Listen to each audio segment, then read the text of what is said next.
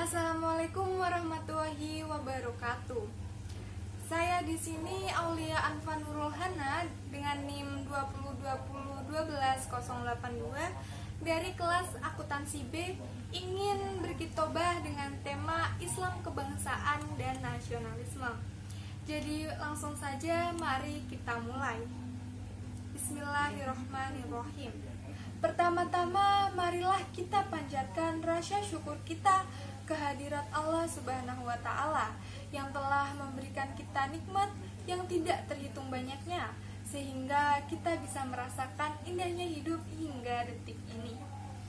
Kedua, tak lupa dan jangan sampai lupa, semoga sholawat serta salam selalu tercurah kepada Nabi Muhammad SAW yang telah berlelah-lelah di medan juang dakwah demi tersebarnya agama Islam.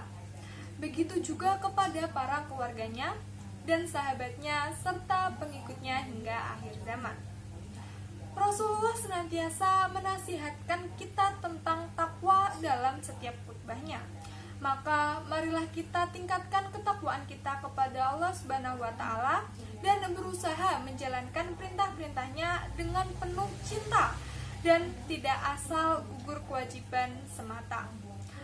Berusaha meninggalkan larangannya juga dengan penuh cinta, meski sebenarnya nafsu sangat menginginkannya. Yang akan saya bahas pada kultum atau kitobah kali ini adalah tentang Islam kebangsaan dan nasionalisme. Akhir-akhir ini kita sering mendengar diskusi dan isu-isu seputar semangat kebangsaan dan nasionalisme. Dan Islam seringkali disindir atau bahkan dituduh menjadi ideologi yang anti terhadap kebangsaan dan mengharamkan cinta tanah air dan bangsa. Sebenarnya bagaimana sikap seorang muslim terhadap hal ini? Islam tidak mengharamkan umatnya untuk mencintai bangsanya, sukunya, juga tanah air atau negeri di mana ia tinggal. Cinta kepada hal-hal tersebut akan muncul secara alami karena kesamaan bahasa, tradisi, selera, dan tempat tinggal. Cinta pada semacam ini bersifat tabi'i alias natural.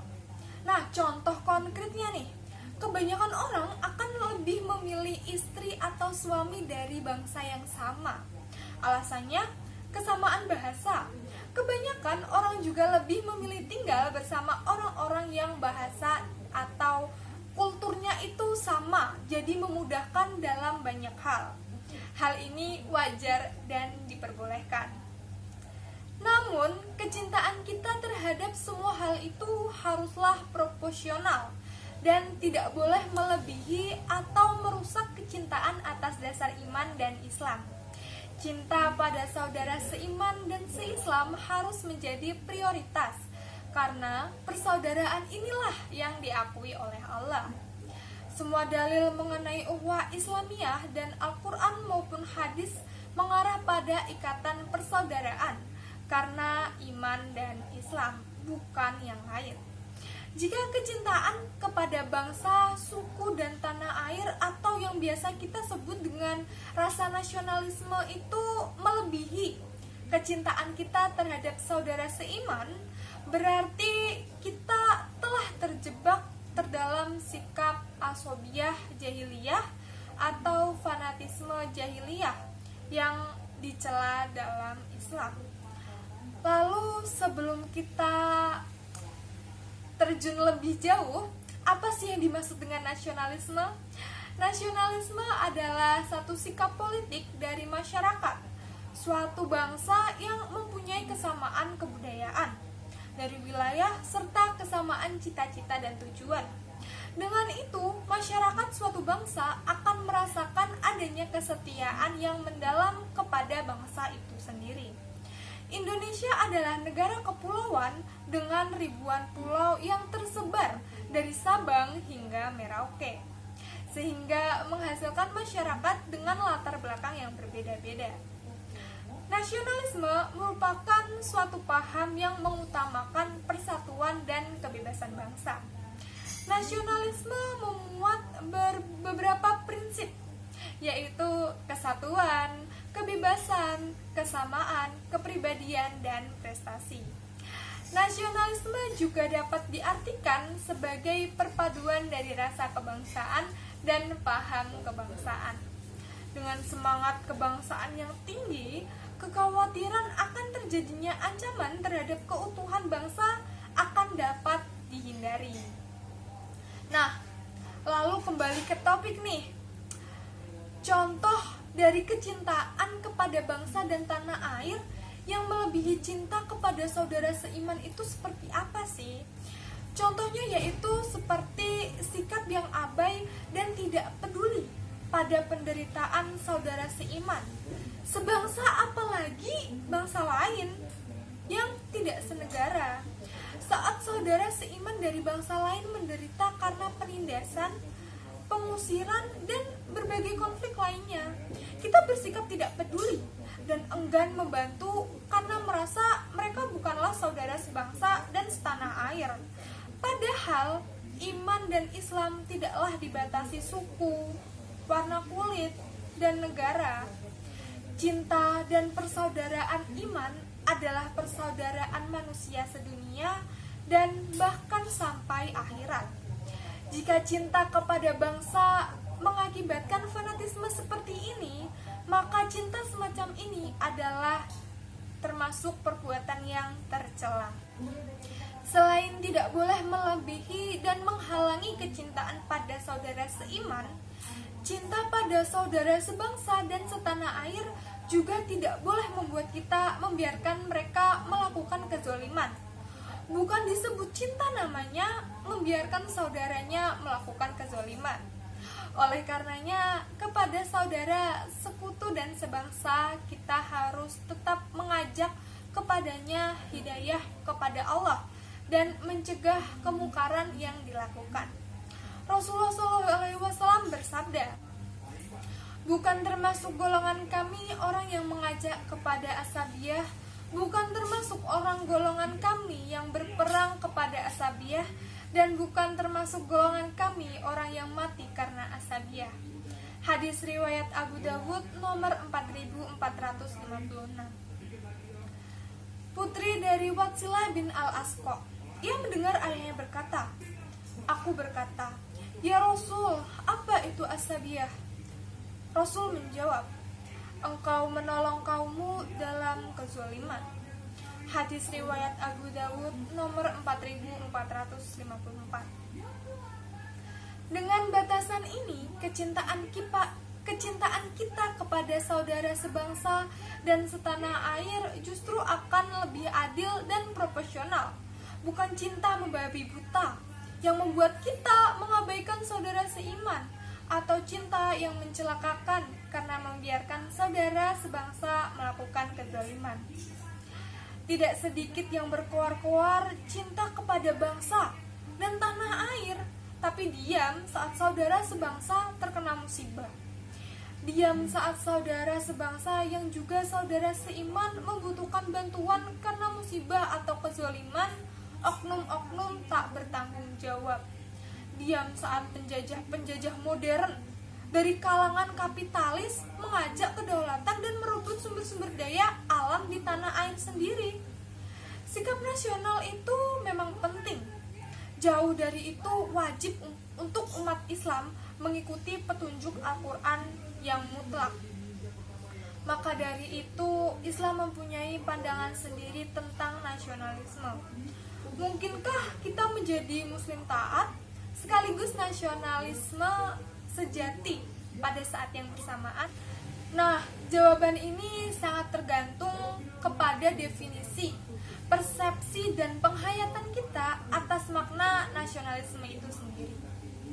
Nasionalisme dengan pengertian paham atau ajaran untuk mencintai bangsa dan negara sendiri, dan kesadaran keanggotaan dalam suatu bangsa yang secara potensial atau aktual bersama-sama mencapai, mempertahankan, mengabadikan identitas, integritas, kemakmuran, dan kekuatan bangsa, bukan hanya tidak bertentangan, tapi juga bagian tak terpisahkan dari Islam. Artinya, kita bisa menjadi muslim yang taat, plus seorang nasionalis sejati. Para ilmuwan muslim memberikan ruh Islam di dalamnya sehingga nasionalisme itu benar-benar dapat selaras dengan Islam. Sebagaimana Dr. Zaid Abdul Karim dalam bukunya Hubul Watan. Ia menulis, nasionalisme adalah tanggung jawab individu terhadap negaranya yang bersesuaian dengan ajaran Islam. Perlu digarisbawahi ya, yang bersesuaian dengan ajaran Islam. Definisi ini meniscahyakan nasionalisme tidak boleh melampaui ikatan agama dan nasionalisme harus dalam koridor dan bukai agama. Imam Jalaluddin Al-Mahali dan Jalaluddin Asyuyuti dalam tafsir Jalain menjabarkan bahwa arti kata umatan wadiyatan adalah ahla dini wadin suatu agama. Ini artinya bahwa perbedaan agama dan perbedaan suku-suku merupakan sunnah ilahi, sebuah kenyataan yang tidak bisa dipungkiri karena merupakan kehendaknya. Maka dengan demikian, para hadirin jamaah Jum'ah seiman dan setakwa, janganlah kita memandang bahwa perbedaan adalah sebuah musibah. Akan tetapi, pandanglah perbedaan sebagai sebuah nikmat. Jika semua orang kaya, maka kepada siapa kita berzakat? Jika semua orang pintar, maka kepada siapa kita mengajar? Jika semua orang beruang, maka kepada siapa kita akan bersedekah? Dan jika semua orang beriman kepada Allah, maka kepada siapa kita berdakwah? Mari kita renungkan bersama. Bukankah dengan demikian sebenarnya Allah memberikan peluang kepada kita untuk berbuat banyak, beribadah dan bertakwa, saling mengingatkan, karena yang demikian itu banyak sekali pahala yang menanti. Untuk itu, kaum muslimin sebagai umat terbanyak di Indonesia haruslah memberikan teladan dan mewujudkan persatuan, kesatuan, dan kedamaian di tengah-tengah kemajemukan bangsa ini. Rujukan asasi yang harus dipegangi oleh teladan Nabi SAW. Sepanjang hayatnya, pengalaman Rasulullah SAW menunjukkan betapa bahayanya pencampur adukan antara kepentingan politik dan isu-isu agama. Agama memang bukan faktor pemicu berbagai perselisihan antar umat, tetapi isu-isu agama sangat sensitif dan mudah tersulut. Oleh karena itu, sejarah pernah mencatat pesan Nabi Muhammad SAW kepada para sahabatnya bahwa jika suatu saat nanti umat Islam berhasil mencapai Mesir dalam futuhat kelak, yang harus diperhatikan adalah memperlakukan masyarakat Mesir dengan baik tanpa terkecuali. Sikap simpatik ini disampaikan Nabi Muhammad ketika menerima hadiah persahabatan dari gubernur Mesir, Muqais, yang notaben seorang non-muslim. Ramalan Nabi terbukti dari Khalifah Umar bin Al-Khattab berpesan kepada Amr bin As yang berhasil menguasai Mesir agar memperlakukan rakyat Mesir secara manusiawi. Para jamaah Jum'ah yang dimuliakan Allah, sekali lagi marilah kita berkesempatan ini benar-benar memegangi ajaran dan sunnah Rasulullah SAW. Semoga Allah Subhanahu wa Ta'ala senantiasa memberikan kepada kita petunjuk dan hidayahnya dalam menjaga amanah bangsa dan memberikan kemampuan kepada kita untuk mengelola perbedaan menjadi hikmah dan nikmah. Amin. Cukup sampai di sini yang bisa saya sampaikan. Wassalamualaikum warahmatullahi wabarakatuh.